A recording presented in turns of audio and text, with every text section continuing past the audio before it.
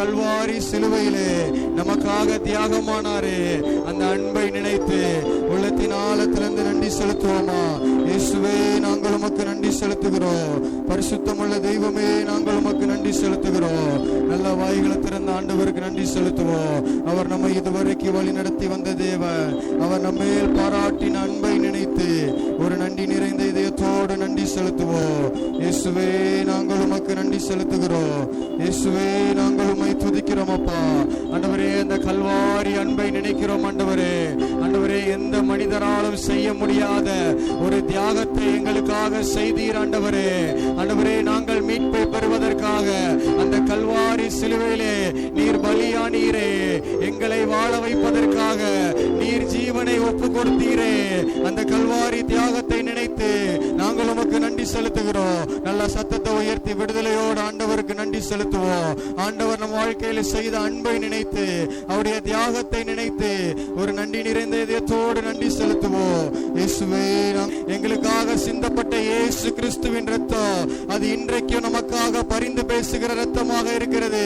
அது இன்றைக்கு நமக்கு ஜீவனை தர வல்லதா இருக்கிறது. அது இன்றைக்கு நம்மை விடுவிக்க வல்லதா இருக்கிறது. அந்த இயேசு கிறிஸ்துவின் ரத்தத்தை ஒரு விசை உள்ளத்தின் ஆழத்திலிருந்து உச்சந்தலை முதல் உள்ளங்கால் வரைக்கும் அந்த இயேசு கிறிஸ்துவின் ரத்தம் தெளிக்கப்படுவதாக. அந்த விலையேறப்பட்ட ரத்தத்தை, அந்த விலையேறப்பட்ட ரத்தத்தை ஒரு விசை வாஞ்சிங்க. அவர் நம்மை நிரப்ப வல்லவராயிருக்கிறார். எப்பேற்பட்ட வியாதிகளாக இருந்தாலும் அதை மாற்ற வல்லதா இருக்கிறது. நல்ல உள்ளத்தின் ஆழத்திலிருந்து வாய்களை திறந்த ஆண்டவருக்கு நன்றி செலுத்துங்க. இயேசுவே, நாங்கள் உம்மை துதிக்கிறோம். இயேசுவே, நாங்கள் உமக்கு நன்றி செலுத்துகிறோம். பலிபீடத்தில் என்னை பரனே படைக்கின்றேனே இந்த வேளையே. அடியேனை சித்தம் போல ஆண்டு நடத்திடுமே. அடியேனை சித்தம் போல ஆண்டு நடத்திடுமே.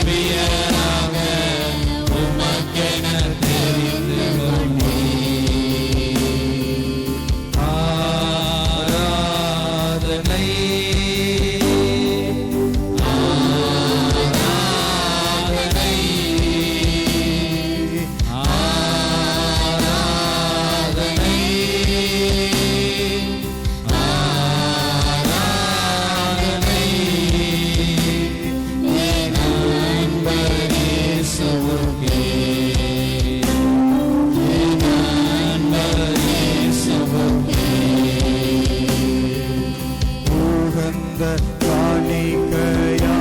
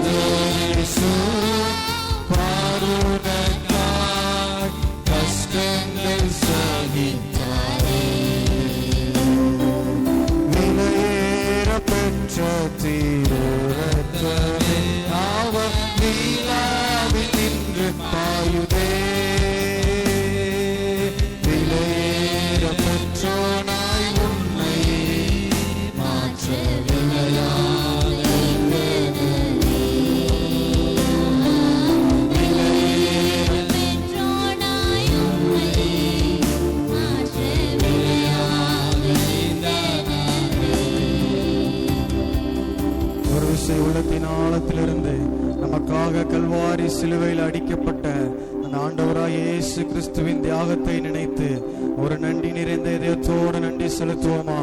அவர் நமக்காகவே இந்த உலகத்தில் அடிக்கப்பட்டார், நமக்காகவே பாடுகளை ஏற்றார். நாம் மீட்கப்பட வேண்டும் என்பதற்காக அந்த கோரமான சிலுவையில அந்த திரு ரத்தத்தை சிந்தி நம்முடைய பாவங்களை எல்லாம் அவர் கழுவி அவர் நம்மை சுத்திகரித்திருக்கிறார். நாம் நீதிமான்களாக ஆக வேண்டும் என்பதற்காக அவர் அந்த சிலுவையிலே அவர் பலியானார். அந்த தியாகத்தை நினைத்து உள்ளத்தின் ஆழத்திலிருந்து நன்றி செலுத்துவோமா? இயேசுவே, நாங்கள் உமக்கு நன்றி செலுத்துகிறோம். பரிசுத்தமுள்ள தெய்வமே, நாங்கள் உமக்கு நன்றி செலுத்துகிறோம். இயேசுவே, நாங்கள் உம்மை துதிக்கிறோம். இயேசுவே, நீர் செய்த தியாகத்தை நாங்கள் ஒரு விசை நினைவு கூறுகிறோம். ஆண்டவரே, ஆண்டவரே, நீர் இவ்வளவா எங்கள் மீது வைத்த அன்புக்காக நாங்கள் உமக்கு நன்றி செலுத்துகிறோம். ஆண்டவரே, நல்ல வாய்களை திறந்த ஆண்டவருக்கு நன்றி செலுத்துவோமா? இயேசுவே, நாங்கள் உம்மை துதிக்கிறோம். அப்போஸ்தலனாகிய பவுல் ரோமருக்கு எழுதும் பொழுது 5ஆம் அதிகாரத்தில் விதமாய் எழுதுகிறார், நாம் தேவனுக்கு சத்துருக்களாய் இருக்கையில் அவருடைய குமாரரின் மரணத்தினாலே அவருடனே ஒப்புரவாக்கப்பட்டோமானால் ஒப்புரவாக்கப்பட்ட பின் அவருடைய ஜீவனாலே ரட்சிக்கப்படுவது அதிக நிச்சயம் அல்லவா என்று சொல்லி அவர் எவ்வளவு நம்பிக்கையோடு எழுதுகிறார் என்று சொன்னா பார்ப்போம். முன்னொரு காலத்துல ஆண்டவருக்கு சத்துருக்களாக பாவத்தில் வாழ்ந்து கிடந்த நம்மை அவருடைய சொந்த குமாரன் என்று பாராமல் அவர் நமக்காக அடிக்கப்பட்டதை நினைத்து ஒரு உள்ளத்தின் ஆழத்திலிருந்து நன்றி செலுத்துவோமா? இயேசுவே, நாங்கள் உமக்கு நன்றி செலுத்துகிறோம். அதே அதிகாரத்தில் 1ஆம் வசனத்தில் விதமாய் சொல்லுகிறார், இவ்விதமாக நாம் விசுவாசத்தினாலே நீதிமான்களாக்கப்பட்டிருக்கிறபடியால் நம்முடைய கர்த்தராகிய இயேசு கிறிஸ்துவின் மூலமாக தேவனிடத்தில் சமாதானத்தை பெற்றோம் என்று சொல்லப்பட்டிருக்கிறது. கர்த்தராகிய இயேசு கிறிஸ்துவின் மூலமாகவே நாம் சமாதானத்தை பெற்றிருக்கிறோம். முன்னொரு காலத்துல பாவத்துல வாழ்ந்திருந்த நம்மை அந்த கல்வாரி சிலுவையில அவர் தியாகமாக பலியானது நிமித்தமாக அவர் நமக்கு தேவ சமாதானத்தை தந்தது மாத்திரமல்லாமல் அவர் நம்மை நீதிமான்களாய் மாற்றி இருக்கிறார். விசுவாசிக்கிற எல்லாரும் கரங்களை தட்டி ஆண்டவருக்கு நன்றி செலுத்துவோமா? கர்த்தருக்கு தூரமாக சத்துருக்களாய் வாழ்ந்த நம்மை அவர் நீதிமான்களாக அவருடைய பிள்ளைகளாக அப்பா பிதாவே என்று கூப்பிடுகிற புத்திர சுவிகார ஆவியை தந்திருக்கிறார். அதைத்தான் இந்த நாளிலே நாம் நினைவு கூற வந்திருக்கிறோம். அவர் நம்மேல் பாராட்டின அந்த அன்பை நினைவு கூற வந்திருக்கிறோம். அவர் நமக்காக அந்த சிலுவையிலே அவர் பலியானதை நினைத்து ஒரு நன்றி நிறைந்த இதயத்தோடு நன்றி செலுத்துவோம். இயேசுவே, நாங்கள் உமக்கு நன்றி செலுத்துகிறோம். நம்முடைய ஆண்டவராக இயேசு கிறிஸ்து அன்றைக்கு உயிரோடு எழுந்தது போல அவர் இன்றும் ஜீவனுள்ள தேவனாய் இருக்கிறார். அவர் இன்றும் ஜீவிக்கிறவராய் இருக்கிறார். அதே இயேசு கிறிஸ்துவின் ரத்தம் இன்றைக்கும் ஜீவன் உள்ளதா இருக்கிறது. இன்றைக்கு நமக்காக பரிந்து பேசுகிறதா இருக்கிறது.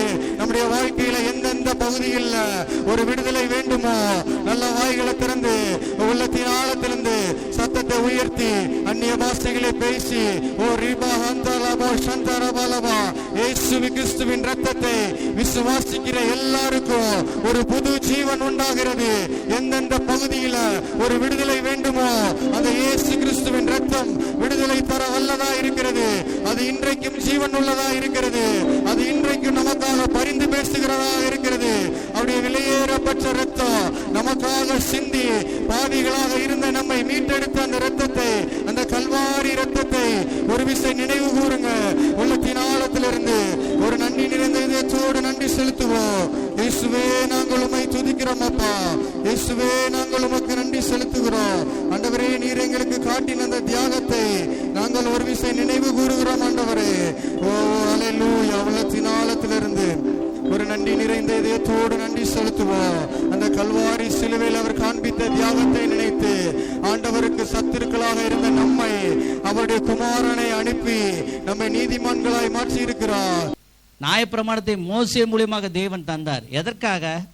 அவர்கள் இப்படியெல்லாம் தண்டனை அனுபவிக்க வேண்டும் என்பதற்காக அல்ல, திருந்த வேண்டும் என்பதற்காக ஆண்டவர் நியாயப்பிரமாணத்தை கட்டளையிட்டார். அல்லேலூயா.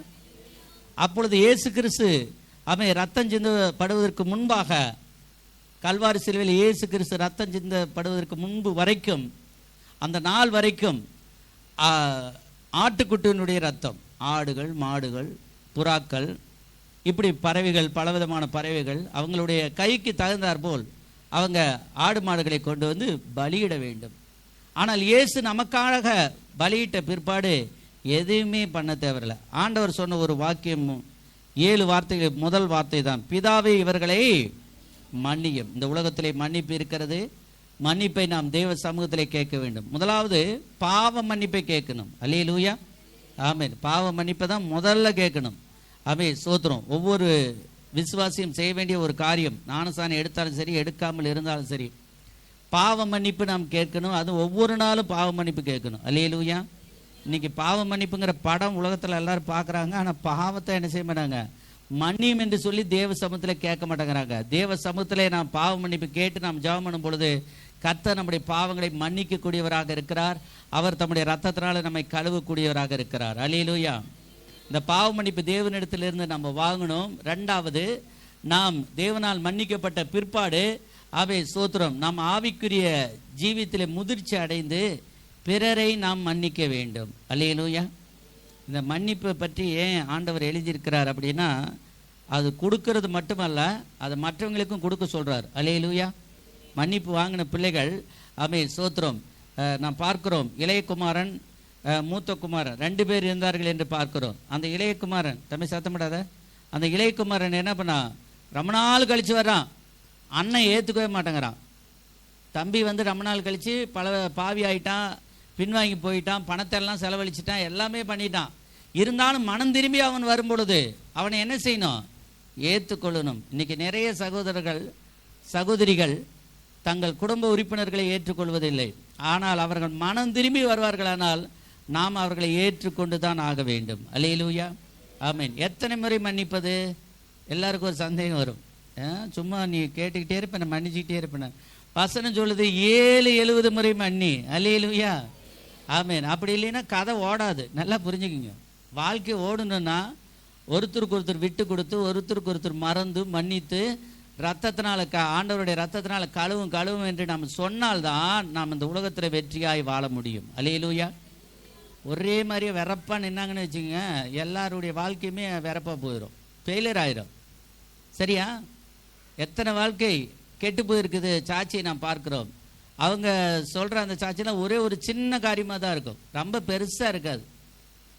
பெரிய பணம் சம்மந்தப்பட்ட விஷயமா இருக்காது, பெரிய பாவங்கள் சம்மந்தப்பட்ட விஷயமா இருக்காது, ஒரு சின்ன விஷயமா இருக்கும். அதுக்கு போய் ஒரு பெரிய குடும்பங்கள் ஸ்தோத்திரம் பாழாய் போகிறதை நாம் பார்க்கிறோம். ஒரு டார்ச் லைட்டு, கணவருக்கு மனைவி டார்ச் லைட் தரலையாம் இரவு நேரத்தில். 30 வருஷம் 40 வருஷத்துக்கு முன்னாடி நடந்த சம்பவம். அந்த ஒரு டார்ச் லைட்டால் ஒரு வாழ்க்கையே போயிடுச்சு, பிரிஞ்சு போயிட்டாங்க.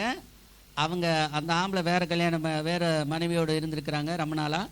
கடைசி வரைக்கும் சாகிற வரைக்கும் 20-30 வருஷமாக ஒன்றும் சேரல. காரணம் என்ன?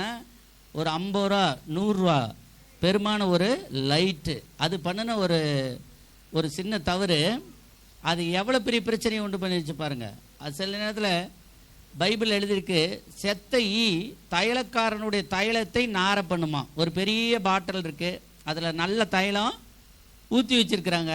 ஆனால் ஒரு சின்ன ஈ போய் விழுந்துருச்சுன்னா அந்த பெரிய தைலமே எவ்வளோ விலையேற பெற்றதாக இருந்தாலும் அது கெட்டு போயிருமா.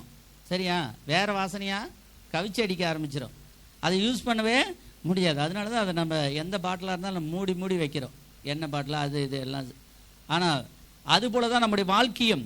பாவங்களை அறிக்கையிட வேண்டும், அவைகளை விட்டுவிட வேண்டும், பின்தொடரக்கூடாது. இவைகளுக்காகத்தான் இயேசு மன்னிப்பு என்கிறதான ஒரு காரியத்தை இந்த பூமியிலே ஆண்டவர் உண்டு பண்ணினார். கர்த்தர் நம்மை ஆசீர்வதிப்பாராக. அடுத்த வசனம் லூக்கா 23:43.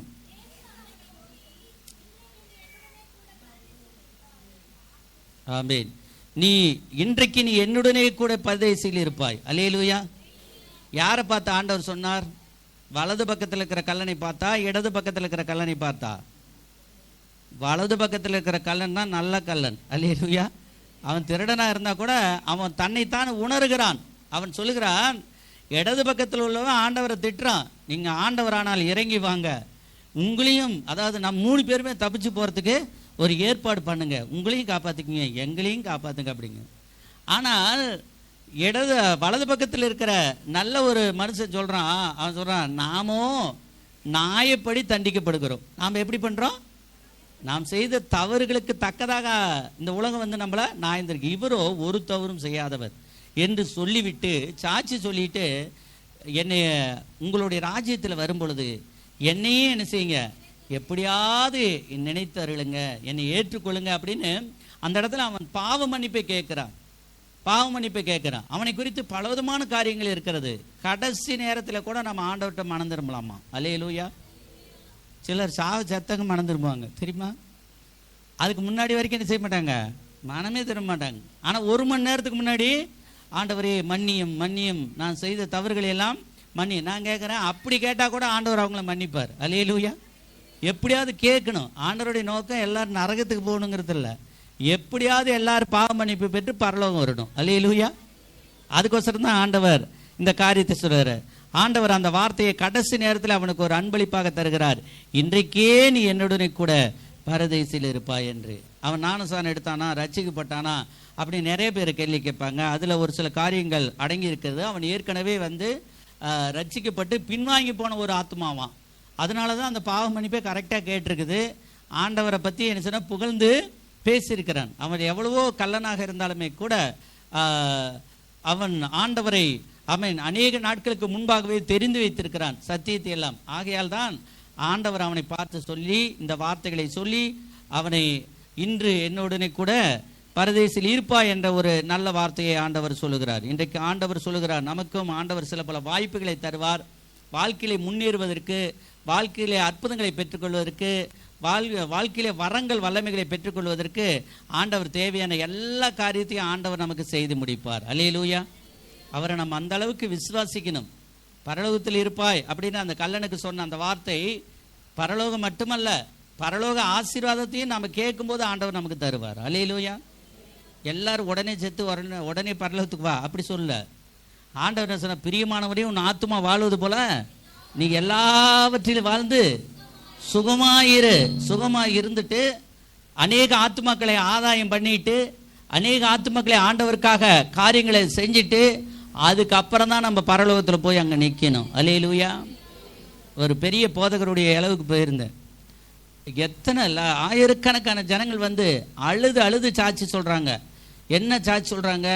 இவர் எனக்கு அந்த விஷயத்தில் உதவி செய்தார், இந்த விஷயத்தில் உதவி செய்தார், என்னுடைய துணிமணிகளை கூட அவர் பாதுகாத்து கொண்டார், என்னோடு கூட அவர் படுத்து கொண்டார், அவர் உறங்கினார், உதவி செய்தார், பணம் கொடுத்தார், நகை கொடுத்தார், கடன் கொடுத்தார், கடன் உதவி செய்தார், அப்படி என்று சொல்லி சாட்சியான சாட்சி, பணத்தையும் புகழையும் அவருடைய தாழ்மையும் குறித்து நிறைய சாட்சி சொல்லிக்கொண்டே இருந்தார்கள். அல்லேலூயா. திருச்சியில் அப்படிப்பட்ட சாட்சி சொன்னார்கள், நாமக்கல்ல அப்படிப்பட்ட சாட்சிகளை சொன்னார்கள். இப்படியாக அவங்க வாழ்ந்த அந்த வாழ்க்கையிலே ஆண்டவர் செய்த அந்த நன்மைகளை சொல்லுகிறார்கள். நாமும் கூட நம்முடைய பிற்காலத்திலே நம்மை பற்றி நிறைய நல்ல சாட்சி சொல்லணும். அல்லேலூயா. இப்போ கேட்டிங்கன்னா எல்லாரும் பொய் சாட்சி சொல்லிகிட்டு இருப்பாங்க, அல்லது எல்லாரும் என்ன பண்ணுவாங்கன்னா துன்மார்க்கமான காரியங்களை தான் சொல்லிக்கிட்டு இருப்பாங்க. அவங்க அது பண்ணாங்க, இது பண்ணாங்க, அப்படி பண்ணாங்க, இப்படி பண்ணாங்க அப்படின்னு.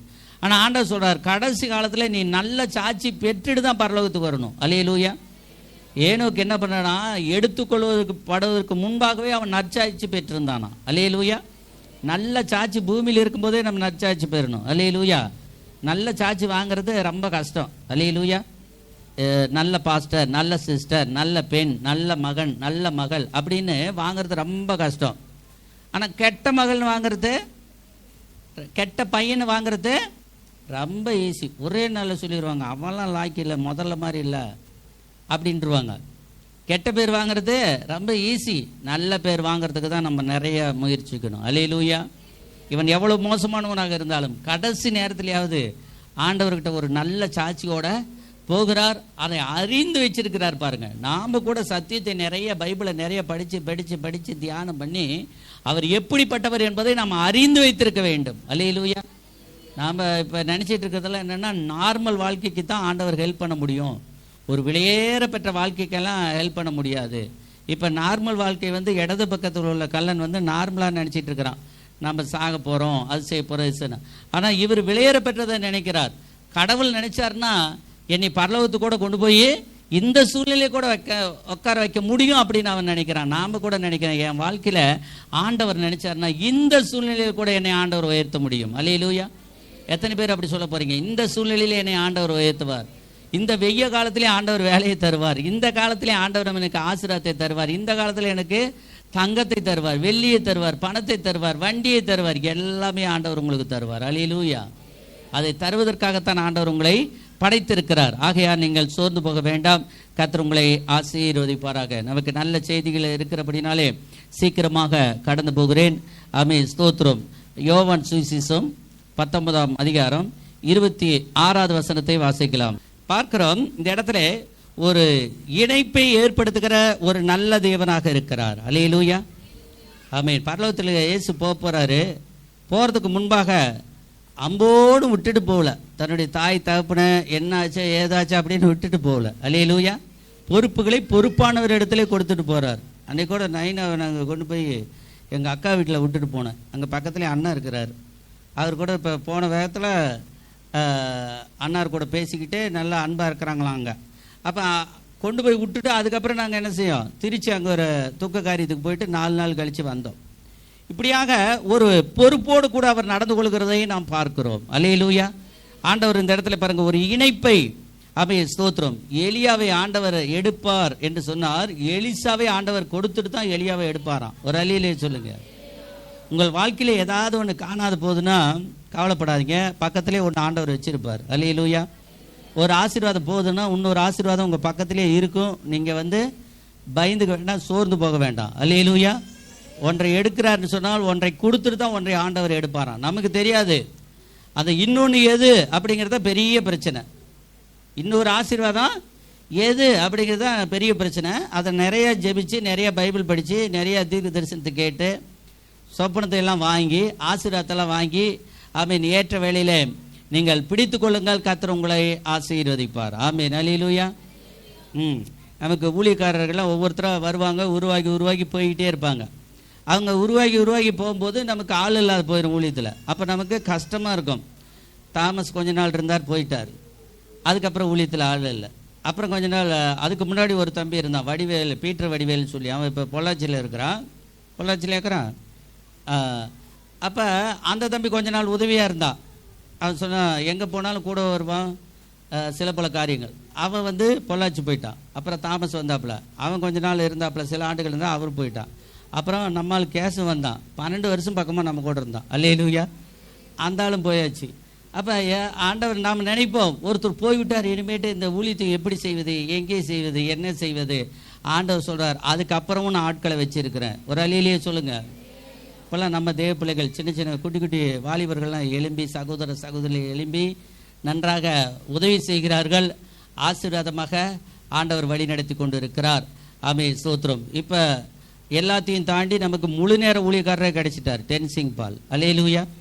ஆமென், ஸ்தோத்திரம். இத்தனை நாள் பணத்துக்கு வேலை செஞ்ச மாதிரி, பணம் நிறையா கொடுத்தா தான் சந்தோஷம் வரும், பொருள் நிறையா கொடுத்தா தான் சந்தோஷம் வரும், நகை நிறைய கொடுத்தா தான் சந்தோஷம் வரும். இப்போ அப்படி கிடையாது, கொடுத்தாலும் கொடுக்காவிட்டாலும் செஞ்சே ஆகணும். அல்லேலூயா.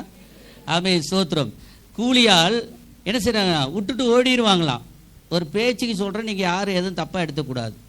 இப்போ தாமஸ் தான் இந்த சர்ச்சு, முழுமையாக இந்த சர்ச்சு தாமஸ் தான். விட்டுட்டு ஓட முடியுமா சொல்லுங்கள்? நான் சிங்கப்பூர் போனவட்டி சொல்லாமல் ஓடிட்டார். அவர் சொந்த சர்ச்சையாக இருந்தால் ஒரு 100 பேர் 200 பேர் வந்துட்டு இருக்கிற சபையில், அப்போ சொல்கிறேன், இப்போ 300 பேர் 500 பேர் வராங்க. முதல்ல சொல்கிறேன், 10 வருஷத்துக்கு முன்னாடி அவர் வாக்கில் விட்டுட்டு நான் சிங்கப்பூர் போன சமயத்தில் அவர் போயிட்டார். அவருடைய சொந்த சபையாக இருந்தால் விட்டுட்டு போவாரா?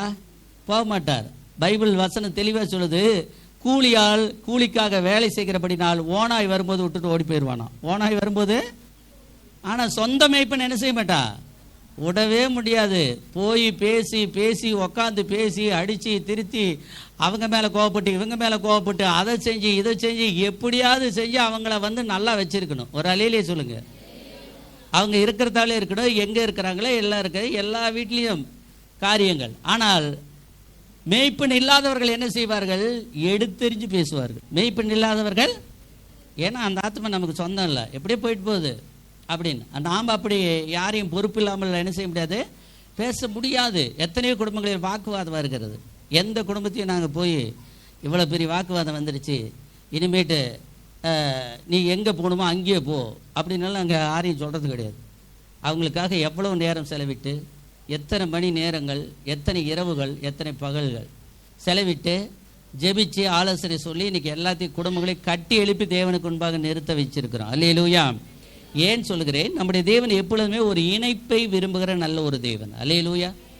எல்லாரும் சொல்லுங்க, சமாதானம் உண்டாவதாக. ஆண்டவருக்கு சமாதானம் ரொம்ப பிடிக்கும். அதனால தான் அவர் சொல்றார், நான் விட்டுட்டு போனா கூட அதோ ஸ்திரியே அதோ உன்னுடைய மகன். சொந்த அம்மாவை, அந்த அம்மா வயிற்றுலேருந்து தான் பெற்று எடுத்தாங்க. அந்த மரியாதை பார்த்து சொன்னார், சோத்திரம், குறிப்பிட்ட வரைக்கும் தான் அந்த அம்மா என்ன சொன்னால் ஒரு தெய்வீக வாய்க்காலாக அவர்கள் இருக்கிறார்கள். ஆனால் 3.5 வருஷம் ஊழியம் செஞ்ச போது ஒரு நாள் கூட ஆண்டவர் என்ன சொன்னால், என்னை விட பவர் இந்த அம்மாவுக்கு அதிகமாக இருக்குதுன்னு ஒரு நாளும் ஆண்டவர் சொல்லவே இல்லை. அல்லேலூயா. சோத்திரம். இன்னைக்கு தாய் தந்தையே கடவுள் அப்படிம்பாங்க. கடவுள் நல்லா சொல்ல முடியாது, நல்லவங்க. ஒரு அல்லையிலேயே சொல்லுங்க. ஏன்னா கடவுள் கோச்சுக்குவார். அவரை விட்டுட்டு நம்ம வேற யாரையாவது சொன்னால் அவர் இவங்களுக்கு கூட போண்டா கறிகறியெல்லாம் கொடுத்து கரெக்ட் பண்ணிடலாம். சரியா? 2 மிச்சர் வாங்கி கொடுத்தா, நல்ல பேக்கரியில் போய் வாங்கி கொடுத்தா சரியாக போயிடும். ஆனால் ஆண்டவரை நாம் என்ன செய்யக்கூடாது, உண்மையான கடவுளை விட்டுட்டு யாரையாவது பார்த்து கடவுள்னு சொன்னோம்னா அவர் கோச்சுக்குவார். அதனால தாய் தந்தை விலையேற பெற்றவர்கள், கணமனக்கூடியவர்கள், ஆனால் கடவுள் அல்ல. இயேசு ஒரு இடத்துலையும் அந்த மகளை பார்த்து உங்களுக்கு நிறைய வல்லமை இருக்குது அப்படின்னு சொல்லவே இல்லை. அது மட்டுமல்ல, எத்தனையோ அற்புதத்தை இயேசு செஞ்சால் மரியாள் ஒரு அற்புதத்தை கூட செய்யல. அற்புதம் செய்யலான்னு பரவாயில்ல, அந்த அம்மா ஒரு பரிசுத்தமான ஒரு பெண். அல்லேலூயா. அது ஒரு பரிசுத்த வாட்டி, அதில் எந்த விதமான சந்தேகமோ இல்லை. கணத்துக்குரியவர்கள், ஆனால் வணக்கத்துக்குரியவர்கள் அல்ல. நம்ம அதை நல்லா புரிஞ்சுக்கணும். அல்லேலூயா. இன்னைக்கு நிறைய பேர் நான் அங்கே போகிறேன் பாஸ்டர், இங்கே போகிறேன் பாஸ்டர் அப்படின்னு சொல்லுவாங்க. அப்போ சிலை வணக்கத்தை நான் சொல்கிறேன், அதை செய்கிறேன் அப்படிம்பாங்க. அதை நாம் என்ன செய்யக்கூடாது, செய்யக்கூடாது. ஆண்டவர் அம்மாவை பார்த்தா சொன்னார், ஸ்திரியே அப்படின்னாரு. ஊழியத்தில் அங்கே ஊழியத்துக்குள்ளே பிரவேசித்துட்டோம்னா அவ்வளோதான். இங்கே எல்லாம் தெராசில் பிடிச்ச மாதிரி தான் இருக்கும். அல்லேலூயா. சோத்திரம். அதனால் நல்லா கரெக்டாக தான் இருக்கும். அளவெல்லாம் கரெக்டாக தான் என்ன செய்யணும். பந்தியில் பரிமாறும் போது எப்படி பரிமாறணும், கரெக்டாக பரிமாறணும். ஒருத்தருக்கு ரொம்ப பிரியமானவங்கன்னு சேர்த்து வைக்கிறது, பிரியம் இல்லாதவங்களுக்கு கம்மியாக வைக்கிறது, அப்படியெல்லாம் என்ன செய்யக்கூடாது, இருக்கக்கூடாது. முகதாட்சியம் பார்ப்பது நல்லதல்ல. ஆனாலும் கூட இந்த இடத்துல பாருங்க, அவர் ஆண்டவர் கரெக்டாக அவருடைய பிதாவாகிய தேவன்கிட்ட இருந்து வந்தவருங்கிறத நிரூபிக்கிறார். ஸ்திரியே அதோ உன் மகன். அந்த மகன் யார் தெரியுங்களா? யோவான். அந்த மகன் யாரு? யோவான். யோவான் ஏன் ஆண்டவர் தெரிந்து கொண்டார்? அவர் தான் பூமியில் இருக்கும்போது ரொம்ப அன்பாக இருந்தார். அல்லேலூயா. அவர் தான் ரொம்ப ரொம்ப அன்பாக இருந்தார்.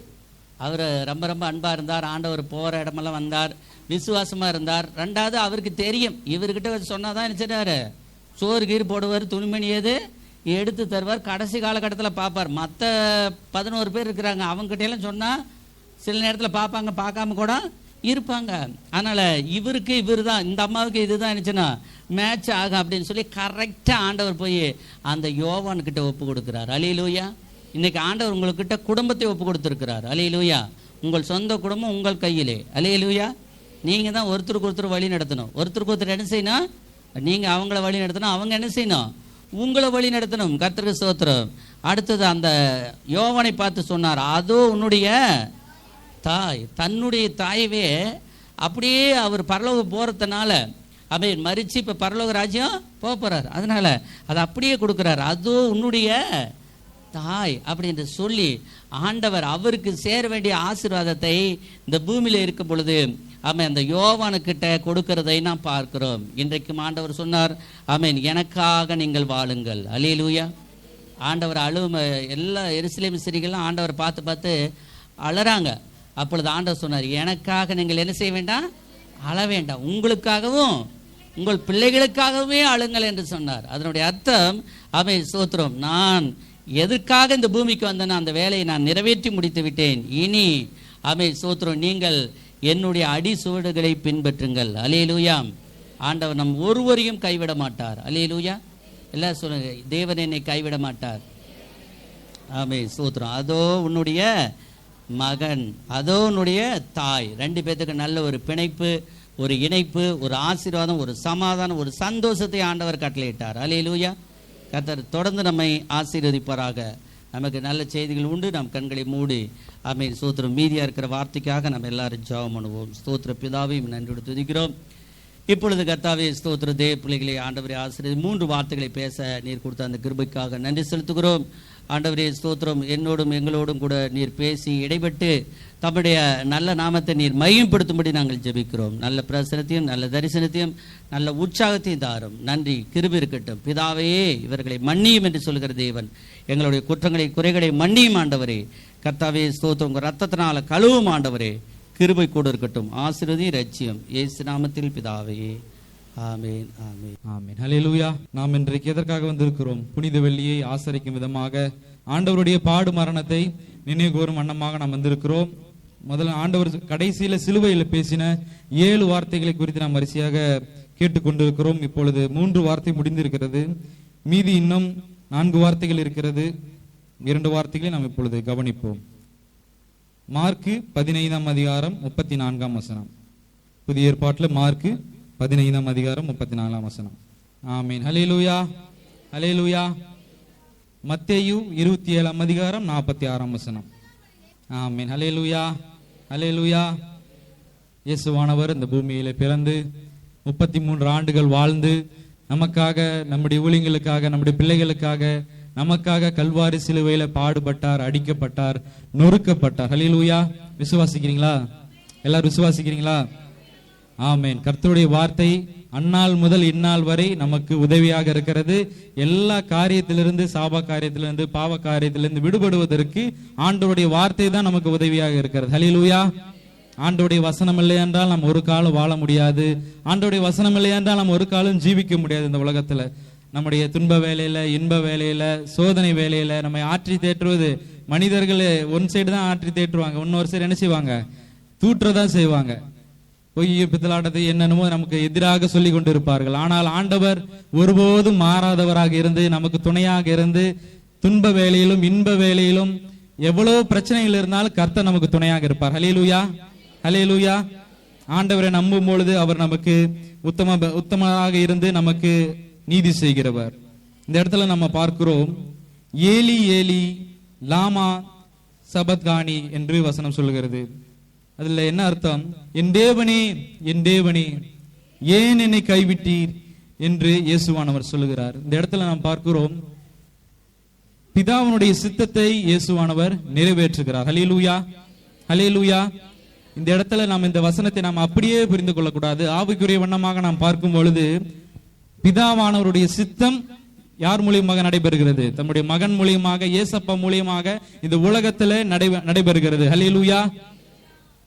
பிதாவானவர் நம்முடைய பிள்ளைகளை, நம்முடைய ஜனங்களை ரட்சிப்பதற்காக அநேக பிள்ளைகளை அனுப்பினாங்க.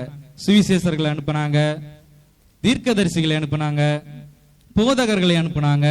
வசனத்தின் மூலியமா பேசுறாங்க. ஆண்டவர் இதை சொல்றாங்க, பிதா சொல்றாங்க, இதை கவனிங்க அப்படின்னு சொல்லி பிள்ளைகளுக்கு, அந்த தேவனுடைய ஜனங்களுக்கு நல்ல போதிக்கிறாங்க. ஆனா அவங்க நம்ம பிள்ளைகள் என்ன பிள்ளைகள்? ரொம்ப நல்ல பிள்ளைகள், வணங்கா கழுத்துள்ள பிள்ளைகள். எது சொன்னாலும் என்ன செய்ய மாட்டாங்க? கேட்கவே மாட்டாங்க. நம்ம ஒண்ணு சொன்னா அவங்க ஒண்ணு செய்வாங்க. அப்படிதான் அந்த காலத்துல இருந்த பிள்ளைகளும் இந்த காலத்துல இருந்த பிள்ளைகளும் அப்படிதான் இருக்கிறார்கள். ஆனால் ஆண்டவர் இதை பார்த்து கொண்டே இருந்தார். பரலோகத்துல பிதாவானவர் பார்த்து கொண்டே இருக்கும் பொழுது யாரு சொன்னாலும் கேட்க மாட்டேங்கிறாங்க. பாஸ்டர் சொன்னாலும் கேட்க மாட்டேங்கிறாங்க, தீர்க்கதரிசி சொன்னாலும் கேட்க மாட்டேங்கிறாங்க, சுவிசேஷகர் சொன்னாலும் கேட்க மாட்டேங்கிறாங்க. அவிசுவாசிகள் கொண்டு ஆண்டவர் ஒரு காரியத்தை செய்தாலும் கேட்க மாட்டேங்கிறாங்க. நல்ல காரியத்தை போதிக்க சொன்னால் போதிக்க செய்யறாங்க. ஆனா என்ன செய்ய மாட்டேங்கிறாங்க? கை கொள்ள மாட்டேங்கிறாங்க. அதை பின்பற்ற அப்படியே சொல்லி பின்பற்றாதபடிக்கு நம்முடைய இந்த பிள்ளைகள் என்ன செய்யறாங்க? துன்மார்க்கமாக வாழ்ந்து கொண்டே இருக்கிறார்கள். இதை பிதாவானவர் பரலோகத்திலிருந்து பார்த்து கொண்டே இருந்து விட்டு ஒரு முடிவு செய்கிறார். சரி, இவங்க யார் பேச்சையும் கேட்கலைன்னா தன்னுடைய குமாரனுக்கு கண்டிப்பாக அவர் கீழ்ப்படிவார்கள் என்று அவர் விசுவாசித்து தம்முடைய குமாரனை, தம்முடைய ஒரே பேரான குமாரனை இந்த உலகத்திலே அனுப்புகிறார். ஹல்லேலூயா, ஹல்லேலூயா. அந்த ஒரே பேரான குமாரன் நம்முடைய ஆண்டவராகிய இயேசு கிறிஸ்து மாத்திரமே. ஹல்லேலூயா. அந்த இயேசு கிறிஸ்துவானவர் நமக்காக பிறந்து இந்த பூமியில வளர்ந்து ஒவ்வொரு ஊரா கடந்து சென்று 3.5 ஆண்டுகள் கஷ்டப்பட்டு வெயில் மழை சொல்லிட்டு காடு மேடெல்லாம் கடந்து சென்று மலைகளெல்லாம் மலை பிரசங்கம் போயிட்டு எல்லா இடத்துலயும் அற்புதங்கள், அதிசயங்கள், அடையாளங்கள் சொல்லி தீர்க்க தரிசனங்கள், ஓமைகள், எக்ஸாம்பிள்ஸ் வாயிலாக ஸ்ட்ரெயிட்டா போய் பேசுறது. ஆண்டவருடைய அற்புதங்கள் என்ன செய்யுது? வித்தியாசமான முறையில, டிஃபரெண்டான முறையில எல்லா இடத்துலயும் ஆண்டவருடைய அற்புதங்கள் நடந்தது. ஹல்லேலூயா, ஹல்லேலூயா. இப்படி நடந்து முடிக்கும் பொழுது ஆண்டவருடைய பிதாவுடைய சித்தம் என்னது? எல்லா பிள்ளைகளும் ரட்சிக்கணும். இப்ப ஆண்டவருடைய அதிசயத்தெல்லாம் பாக்குறாங்க, கேட்கறாங்க, விசுவாசிக்கிறாங்க. ஒரு சிலர் விசுவாசிக்கிறாங்க, ஒரு சிலர் என்ன செய்ய மாட்டேங்கிறாங்க? விசுவாசிக்க மாட்டேங்கிறாங்க. அவரு ஏமாத்துறாரு, அவரு தன்னுடைய ஆலயத்தையே 3 நாள் இடிச்சு கட்டிடுவேன் அப்படிங்கிறாரு. நாங்க எத்தனை வருஷமா ஆண்டவருடைய ஆலயத்தை நாங்க கட்டி இருக்கோம். ஏசப்பா எப்படி ஒரே நாள்ல எப்படி 3 நாள்ல உடனே இடிச்சு உடனே அவர் என்ன பில்ட் பண்ணுவாரு? அவர் என்ன கேம் விளையாடுறாரா? அவர் என்ன 3 நாள்ல எப்படி பண்ணிடுவாருன்னு சொல்லி பொய்யான அவர் ஏசப்பா ஓமைகளாக சொன்னதை அந்த ஜனங்களை என்ன செய்ய முடியல, அண்டர்ஸ்டாண்ட் பண்ணிக்க முடியல. அண்டர்ஸ்டாண்ட் பண்ணிக்க முடியாதனால என்ன செய்யறாங்க, ஆண்டவரை தவறாக நினைத்து கொண்டு தவறாக சித்தரித்து கொண்டு ஏசப்பாவை என்ன செய்யறாங்க, பழிவாங்க நினைக்கிறார்கள். ஏசப்பாவை அடித்து துன்புறுத்தி கொள்ள நினைக்கிறார்கள். அல்லேலூயா. அப்படி இருக்கும் பொழுது ஏசப்பாவே பிதாவானவரே ஒப்பு கொடுக்கிறாரு.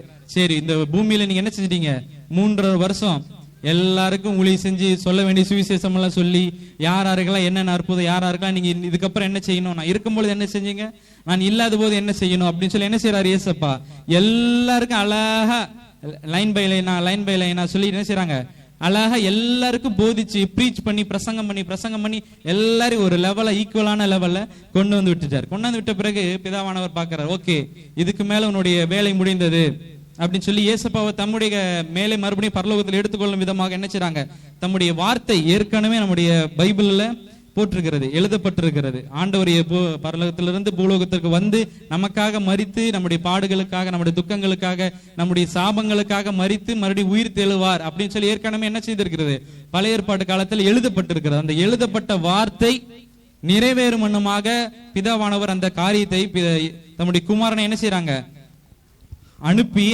அந்த பூலோகத்துல அந்த என்ன செய்றாங்க, ஏசப்பாவை துன்புறுத்தி இதுக்கு மேல நீங்க வாழ்ந்தது போதும், சரி ஓகே ஆண்டவருடைய வார்த்தை உங்களுடைய சித்தம் நிறைவேறி முடித்தது அப்படின்னு சொல்லிட்டு ஆண்டவர் பிதாவானவர் சொன்ன எல்லாத்தையும் அழகா நிறைவேற்றி முடிக்கிறார். அல்லேலூயா, அல்லேலூயா. ஃபாதர் சொல்ற எல்லா காரியத்தையும் நம்ம சில்ட்ரன்ஸ் என்ன செய்யணும், கேட்கணும். அப்பா அம்மா சொல்றது எல்லா காரியத்தையும் பிள்ளைகள் என்ன செய்யணும், கேட்கணும். ஆண் பிள்ளைகளா இருந்தாலும் சரி கேட்கணும், பெண் பிள்ளைகளா இருந்தாலும் சரி கண்டிப்பா கேட்கணும். அதுதானே நல்ல வழக்கம், அதுதானே நல்ல பழக்கம், அப்படிதானே? அப்படியே அதே தான் இந்த இடத்துலயும் நம்முடைய பிதாவானவர் யாரு, ஃபாதர். ஜீசஸ் யாரு, சன். அதுக்கப்புறம் யாரு, ஹோலி ஸ்பிரிட். ஹல்லேலூயா.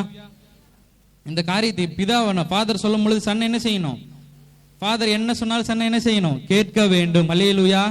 ஆண்டவருடைய சித்தம் என்னது, இந்த பிதாவுடைய சித்தம் என்னவென்றால் பரலோகத்தில் இந்த பூலோகத்திலிருந்து வந்து அழகா எல்லா காரியத்தையும் நிறைவேற்றி முடித்த பின்புதான் பரலோகத்திற்கு செல்ல வேண்டும் என்று அவருடைய சித்தம் இருந்தது.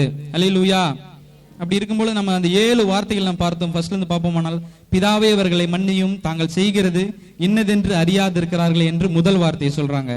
இரண்டாவது வார்த்தை, இன்றைக்கு நீ என்னுடனே கூட பரதேசியில் இருப்பாய்.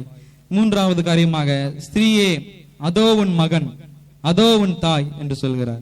நான்காவது வார்த்தை, என் தேவனே என் தேவனே ஏன் என்னை கைவிட்டீர் என்று சொல்கிறார். ஐந்தாவது வார்த்தை, தாகமா இருக்கிறேன் என்று.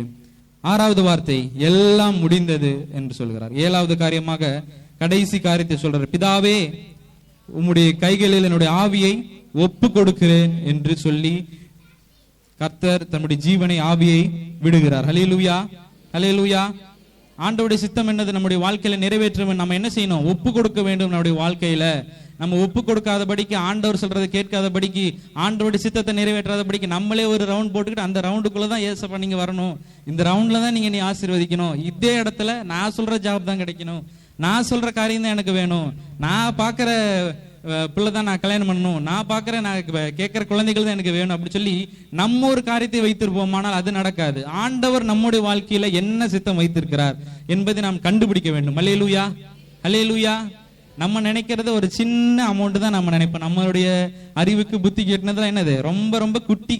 நம்ம நினைக்கிறது என்ன, ஆண்டவர் ஒரு 10,000 வேலை தருவாரு, ஆண்டவர் ஒரு 50,000 ஒரு நல்ல ஜாபை தருவாரு, ஆண்டவர் ஒரு சின்ன டீச்சர் வேலை தருவாரு, ஆண்டவர் ஒரு குட்டியான ஒரு கவர்மெண்ட் ஜாபை தருவாரு அப்படின்னு சொல்லி நம்ம நினைச்சிட்டு இருப்போம். ஆனா ஆண்டவர் நினைப்பது என்னவென்றால், எல்லா ஜனங்களுக்கும் உங்களை பெரிய அதிகாரியாக வைப்பேன் என்று ஆண்டவர் ஒரு சித்தத்தை வைத்திருப்பார். அல்லேலூயா, அல்லேலூயா. அந்த பெரிய சித்தமா நம்முடைய வாழ்க்கையில நிறைவேற வேண்டும் என்றால் என்ன செய்யணும், நம்ம ஒப்பு கொடுக்க வேண்டும் ஆண்டவருக்கு. ஆண்டவருக்கு நம்ம ஒப்பு கொடுக்காதபடிக்கு நம்ம கடினமா நாம சொல்றத ஆண்டவர் கேட்கணும், அவர் சொல்றத என்ன செய்யக்கூடாது, நம்ம கேட்க கூடாது அப்படின்னு சொல்லி நம்ம கடினமுள்ள இருதயம் உள்ள பிள்ளைகளாக இருந்தால் என்ன செய்யாது, ஆண்டவருடைய ஆசீர்வாதம் நமக்கு வராது, நம்முடைய பிள்ளைகளுக்கு வராது, நம்ம குடும்பத்துக்கே வராது. அது பெரிய சாபமாக மாறிவிடும். ஏனென்றால் நம்முடைய ஆண்டவருடைய சித்தம் தான் நம்முடைய வாழ்க்கையில மிகவும் முக்கியம். அல்லேலூயா, ஆண்டவருடைய சித்தம் இல்லாமல் ஒரு முடி கூட கீழே விழுவாது. அல்லேலூயா. அவருடைய சித்தத்திற்கு நாம் எப்பொழுதுமே ஒப்பு கொடுக்கப்பட்ட பிள்ளைகளாக இருக்கணும். அப்பதான் ஆண்டவர் நம்மை ஆசீர்வதிப்பதற்கு மிகவும் உதவியாக இருக்கும். உம் சித்தம் நிறைவேற என்னை படைக்கிறேன் இயேசுவே, உம் சித்தம் செய்திட என்னை படைக்கிறேன் இயேசுவே.